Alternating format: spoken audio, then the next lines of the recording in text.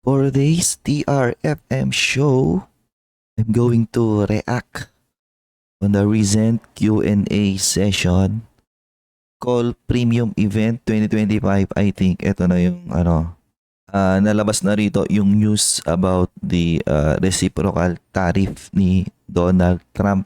So basically magre-react lang ako sa mga different questions ng iba't ibang retail investor kasi ako curious lang din ako paano ngayon mag-isip yung madaming retail investor, ano yung mga katanungan nila.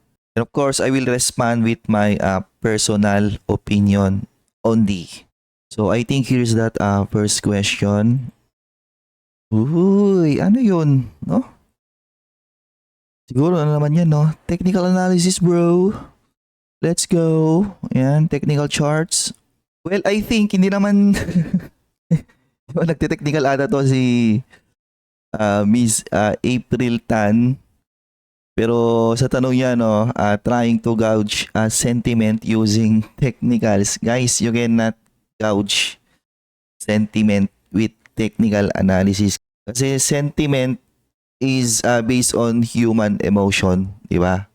And yung human emotion na yan, nagbabago-bago yan, depende sa sa mga nakikita ng mga investor, no, na normally mga headline, no, pag nakabasa sila ng headline, blah blah blah, may nagde-develop na material, information, may nagde-develop na speculations out there, ginawan ng headline.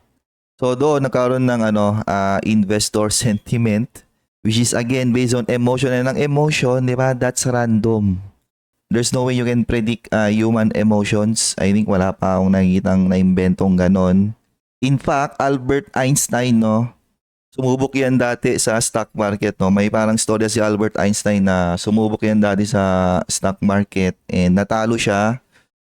And then eventually ang sinabi niya, mahirap gawan ng mathematical formula or equation ang stock market simply because human emotions are random, di ba? Yung mga ganyang sentiment, random.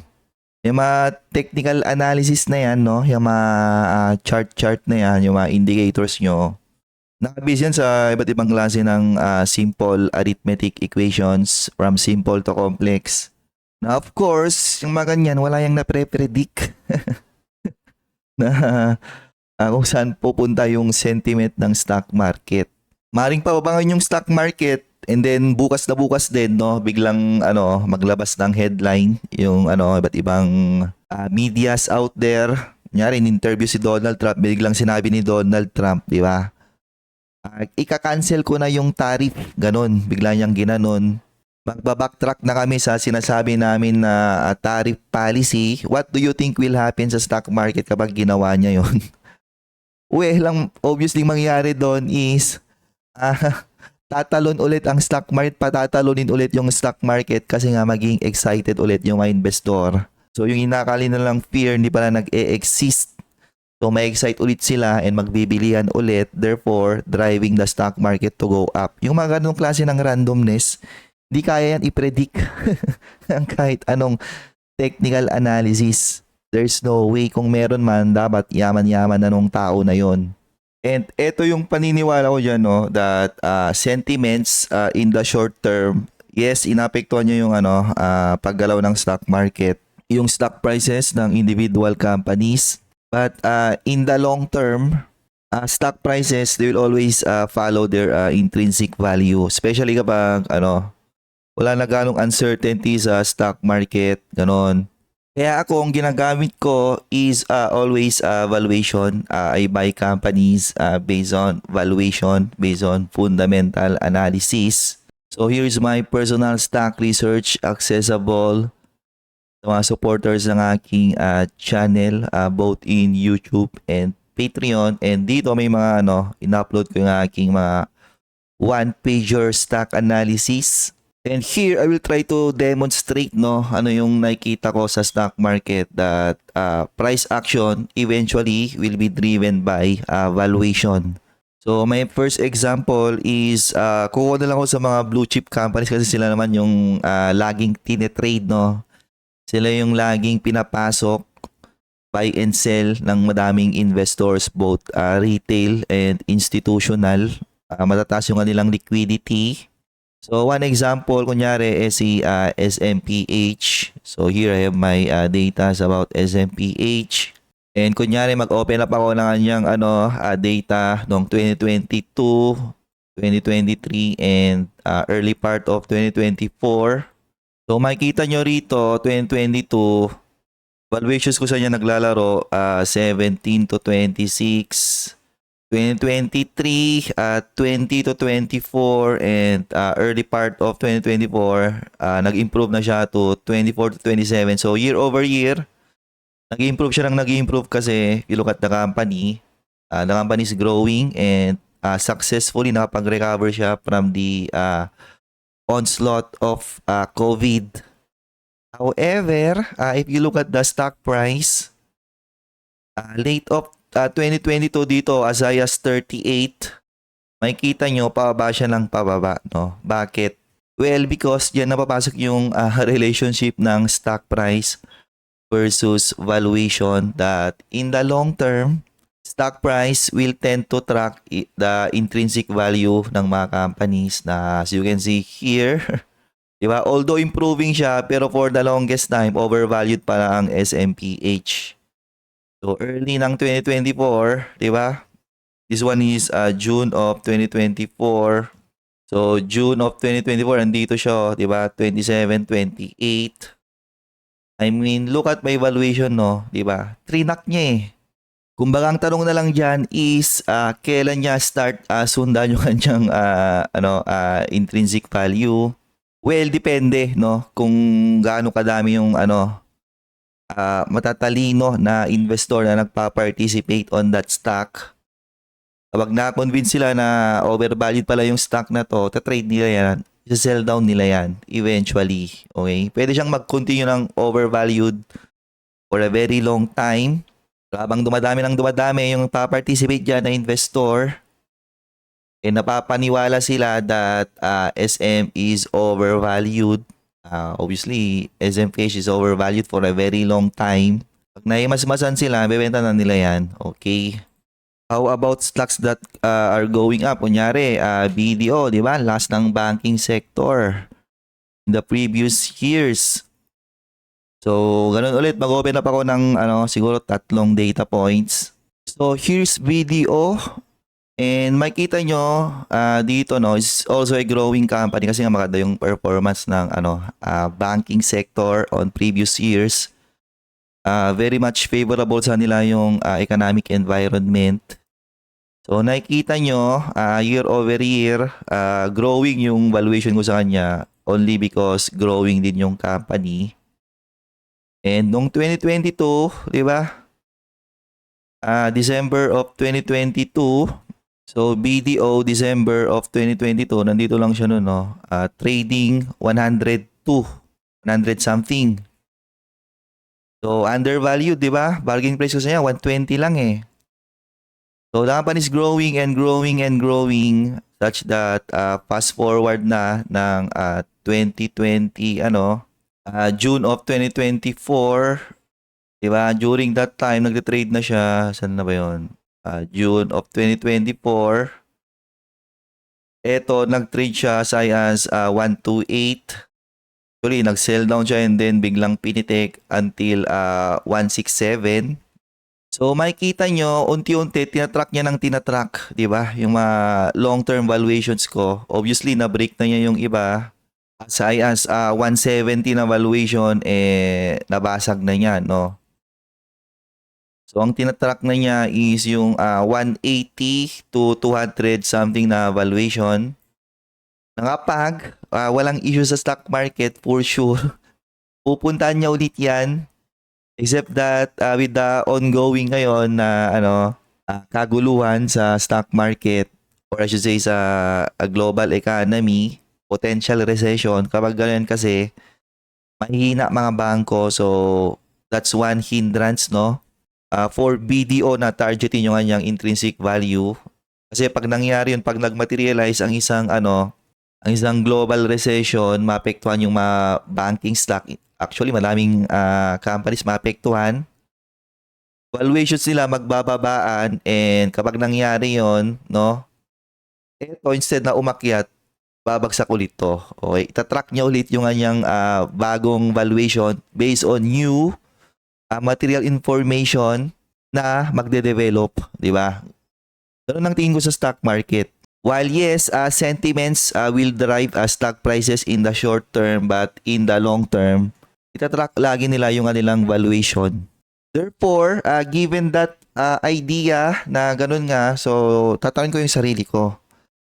Ba't pa ako magsasayang ng oras na gumawa ng charting, technical analysis na hindi naman proven, kung alam ko that valuation, long term, sila pa rin yung magdidictate ng stock prices, ng stock movement. Gets nyo yun? Okay? So yes, my valuation is not that perfect.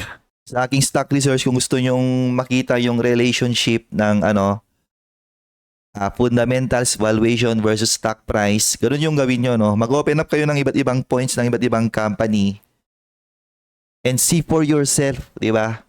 Makikita mo that majority of the companies na tinatrack ko, okay, is that unti-unti, sinusundan nila ng sinusundan yung kanilang valuation.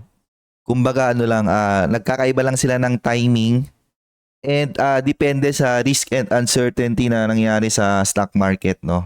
Kasi pag may na-introduce na risk and uncertainty sa iba't ibang klase ng businesses, doon naguguluhan yung yung mga investor, no? Kung pipitikin nila ba to na umangat or pababa.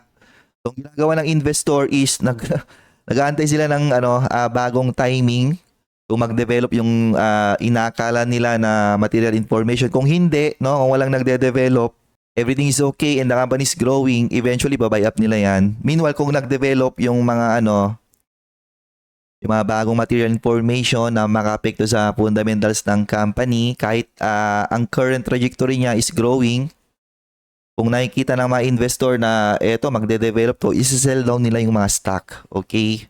Kasi nga the stock market is forward-looking. Dinidiscount niya lagi ano yung mga possible na mangyari sa future, whether it's good or bad. I have two questions for the speakers. Number one, after all the discussion that you've discussed, would cash be also a good position at this time? And where do you put your cash while waiting for the tides to come in? And then number two, with the decreasing yield happening, let's say with the US 10-year, which eventually could weaken the USD. I guess this next question is for Miss April. Would this be a good catalyst for liquidity or foreign fund flows to come into the Philippines? So, first question, okay ba mag-cash? I think depende yan sa age mo, ganon, and gaano ka katagal magpa-participate sa stock market. If let's say ako, no, magpa-participate ako sa stock market ng long term, and I believe before I hit my retirement, matagal-tagal pa, I think that's more than 30 years. So, pag ganon ako, di ba, I think cash is not that good, no? I'd rather use it to buy a productive asset, di ba? Yes, there are uncertainties out there. Wala ka namang choice eh. Ganyan ang stock market eh.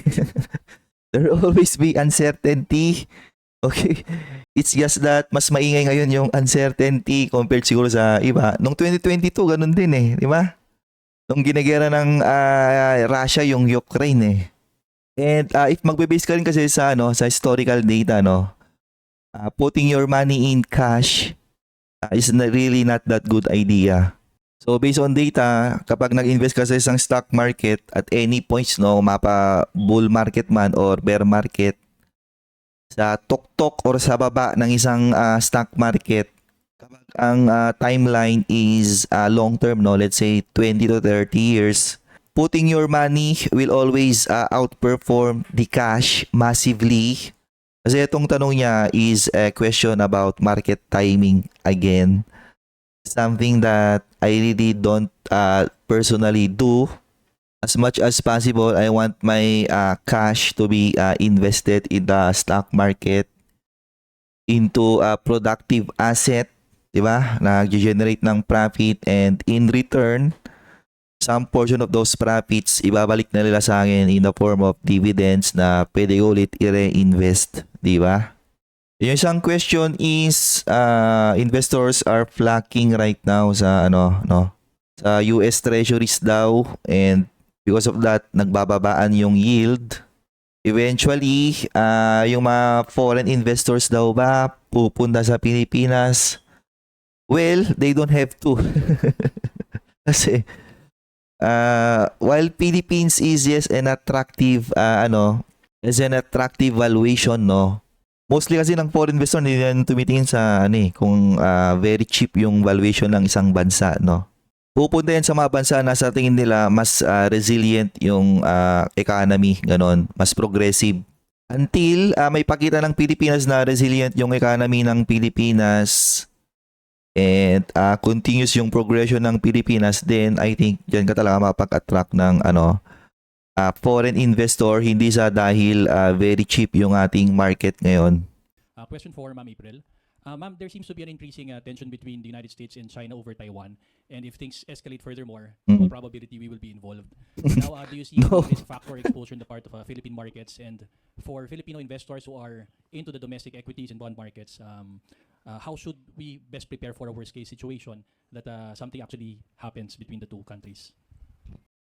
Well, actually, we don't have to be involved doon sa gera ng China tsaka Taiwan potentially.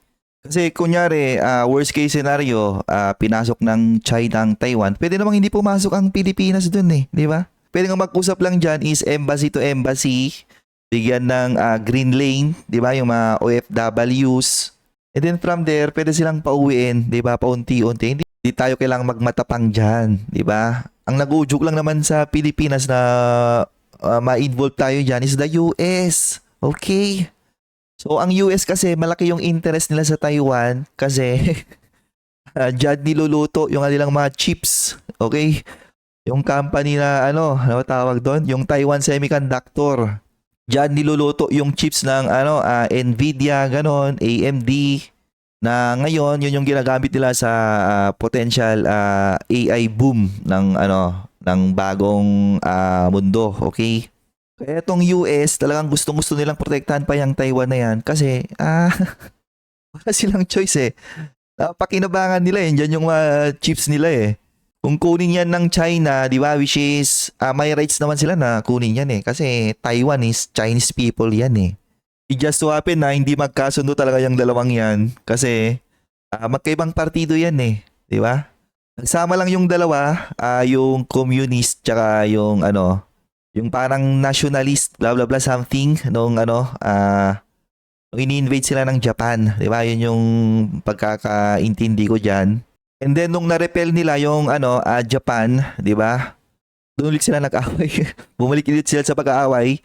So yung mga CCP natira sila sa mainland and then yung mga nationalist blah blah blah napunta sila sa Taiwan. So basically, ang Taiwan tsaka China, parehas silang Chinese 'di ba? Hindi ko alam ba't nag-away ang dalawa hindi magkasundo For Filipino investors who are into the domestic equities and bond markets, how should we best prepare for a worst case situation that something actually happens between the two countries? So, ayun yung second leg na kanyang question, no? Paano daw mag-prepare? Wala ang preparation. You're a normal citizen, wala, i-accept mo na lang yung fact na nag-drag down ka sa isang gulo na hindi mo naman kailangang pasukin, no? So yung mga mayayaman, especially the politicians, sila yung lilipad papunta sa iba't iba nilang bahay sa ibang bansa. Okay? Again, ang opinion ko to that question, wala kang magagawang preparation once the Philippines involved itself sa conflict ng Taiwan tsaka China, let's say gera-gera, we're done. We're as good as done. It's over. Ganun yon. Due to the ongoing tariff Mm. war, which sector in the Philippine market would you think would benefit the most? And is there any specific stock? And also, as for the currency, what would be the direction of the PHP USD exchange? And should you think should we buy more US dollars? And also lastly, can you please comment as well on the US semiconductor companies? So the first one is ano daw sector yung possible mag-benefit. Well, yung mga defensive na sector like the utilities, Think of those companies na nagpro-provide ng services na ginagamit ng tao or Pilipino sa pang-araw-araw. Water, electricity, ano pa ba? Pagkain, ganon. And of course, consumer staples. Kasi kakain pa rin naman yung mga tao, no? Mag-grocery, ganon. Mag-iinuman, bla bla bla. Ngayon, yung sinasabi niyang specific stocks, mahirap sagutin yun, di ba? Kasi magkakaiba yung management ng mga companies. Yung mga management dyan na aanga-anga, no? Mahirapan silang mag-adapt to a new economic environment. So kahit sabi mo ng favorable sa nila yung environment, kung mahirapan naman yung management na mag-adapt, ganun din, no? Mag-struggle din sila. So the best thing that you can do is follow the company's financial report, no? Na nilang fundamentals. Quarter per quarter, year over year. And then yung huli niyang question is ano daw yung yung chip industry ng US. So pag in-invade ng China ang Taiwan, gulo-gulo na 'yan, di ba? Unang-una hindi papayag ang US diyan kasi nga nandun or nandun niluluto yung AI chips ng USA. Ngayon in terms of yung mismong mga individual companies related sa chips sa US, all of them are grossly overvalued. Mga AMD, ganon, Nvidia, Intel, walang bumibili ng Intel recently kasi natatalo na yan. Okay. So regardless may tariff or wala, the bottom line is right now overvalued yung tech stocks, especially mga chip related stocks sa US. And etong nangyari ngayon na ship-in policy ng US, yung tariff, yung kanilang reciprocal tariff, maaaring ito yung dahilan na magkaroon ng reason para pabagsakin yung mga overvalued stocks na yon. I think April has written that in the double barbell strategy between equities and bonds, REITs is actually not in between but somewhat better than bonds in the sense that, kasi yun ang ginawa ko sa portfolio ko eh. REITs is you still get 5 to 7% yield, plus it's liquid because you can sell it anytime, and the withholding tax is only 10% versus 20% for bonds. So, but related to that, versus IPO prices, Phil REIT and DDMPR are down more than 50% post IPO price. My question is, itong shakeout from the ex-POG scenario, are they still a good buy? Bagsak na bagsak, wala ka na expectation kasi you did not get in at the IPO price. But at post 50% below IPO and a yield of 7 to 8%, are they still a good option given all of this? So my answer to that, hawak ko yung dalawa na yon, and my answer to that is very simple. Right now, no, they are not a good buy. They're a struggling REIT. Especially FILRT, the reason bakit siya nagko-correct ng ganon is because year over year, pabagsak ng pabagsak yung kanyang dividend payout because nag-struggle sila sa nilang occupancy rate. Wala nagre-renta sa nilang properties, and yan yung worst case scenario kapag hawak mo isang REIT, kapag nababawasan sila ng yung dividend payout due to their occupancy rate, no? Walang nagre-renta. Kahit sabihin mo lang mataas yung kanilang starting yield ngayon, kung tuloy-tuloy naman na nag-struggle sila on their property asset, makakuha ng mga magre-renta, ganun din, no? Kasi let's say bumili ka ngayon, sabihin mo nang nag-yield sila 8%, 7%. If this year nag-struggle ulit sila, especially FILRT, bumaba ulit yung kanyang FFO such that magdi-distribute sila ng lesser dividend payout this year, di ba? Ganun din eh. Babagsak din yung yield on cost. So ako, dahil hawak ko sila, ang ginagawa ko is hindi ko dinadagdagan, di ba? As simple as that. Kailan sila magandang dagdagan? Kapag nagkakaroon ng turnaround or recovery. Ano malalaman yon? Yung kanilang dividend rate and yung kanilang occupancy rate umaangat ulit, di ba? Ganun lang kasimple ang ma-rate. Hi, good morning. I'm JM. I have a question for Miss April. Regarding dun na sa RCR, since napag-usapan na, bakit hanggang ngayon hindi hindi pinipili yung mismong sponsor company, which is Robinson Land versus RCR, eh parang tuloy-tuloy siyang binubuhusan, binibentahan, pero sobrang baba na ng valuation ng Robinson Land. Pero yung profits niya all-time high. So, eto na yung sinabi ko kanina guys, no? In the short term, the stock market is based on sentiment, no? Paano gumagalaw yung stock price? So, ano ba yung sentiment ngayon sa property sector? Madami, no? Sentiment sa nila is that oversupply daw ng condo, blah, blah, blah. Mataas yung interest rate, therefore, siguro hindi ka ron ka-confident bumili ng condo or residential property, yung mga consumer. Pero tulad lang sinabi kanina nung nagtanong, a lot of this property sector nagre-register ng record-breaking growth.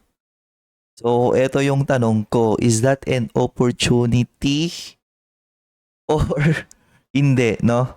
So let's say yung mga bad sentiment na sinasabi ngayon ng madaming analyst sa property sector, year over year for the past 2 to 3 years, parang laging ganyan yung sinasabi. What if hindi talaga siya nagmaterialize? And a lot of this property sector or property stock, yung kanilang management nakakagawa ng adjustment such that makikita nyo, they're still registering record-breaking profits year over year. Is that an opportunity or not? Di ba? Doon masusubukan yung pagiging investor mo. Okay? Na I tell you, when there's uncertainty, there are possible opportunities. And paano mo malalaman yung mga opportunities na yon? Paano mo sila makikita? You follow company fundamentals. So, maaring mag-materialize yung mga bad sentiment na yon, di ba? Maaring this year, mag-stop na silang mag-grow. Pero what if hindi, no? What if tuloy-tuloy pa rin silang nag-record breaking growth? Maat yung kanilang profit, tatas ng dividend, and nabibili mo sila at lower prices, lower valuation, therefore matataas yung kanilang yield. Is that an opportunity or not? Wala na dun, okay? And I think, ayun lang ata. So, ayun, wala na. Okay.